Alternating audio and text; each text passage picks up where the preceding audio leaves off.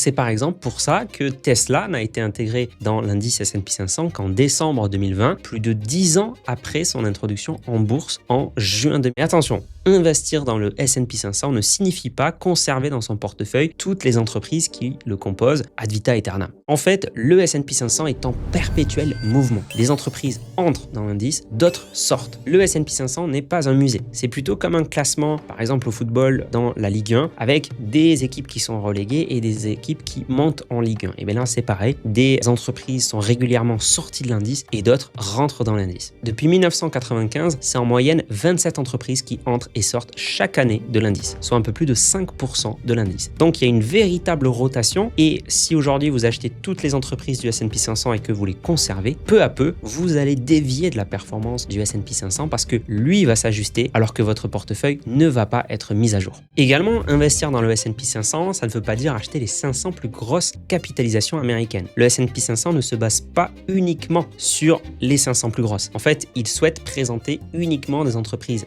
matures et rentable. Donc il veut éviter les effets spéculatifs et toujours conserver une bonne image auprès des investisseurs. Et donc il y a des critères, notamment des critères quantitatifs de sélection d'entreprises de l'indice qui sont assez uniques. Donc c'est basé notamment sur la capitalisation boursière, évidemment, mais ça prend aussi en compte des critères comme les bénéfices, la liquidité des entreprises, etc. Donc c'est par exemple pour ça que Tesla n'a été intégré dans l'indice S&P 500 qu'en décembre 2020, plus de 10 ans après son introduction en bourse en juin 2010. Parce qu'avant, elle ne faisait pas de bénéfices, elle a longtemps donc été exclue avant d'intégrer directement le top 10 des plus grosses valeurs à son entrée. Et il faut également que plus de la moitié du capital de l'entreprise soit échangé en bourse. C'est un besoin de liquidité. Si une action s'échange trop peu, son prix peut varier pour un rien et ne plus refléter la réalité du marché. C'est par exemple pour ça qu'on ne verra pas SpaceX, l'autre entreprise d'Elon Musk, qui est récemment entrée en bourse, eh bien on ne verra pas SpaceX dans le S&P 500, en tout cas pas pour le moment, alors même que SpaceX est rentré dans d'autres indices.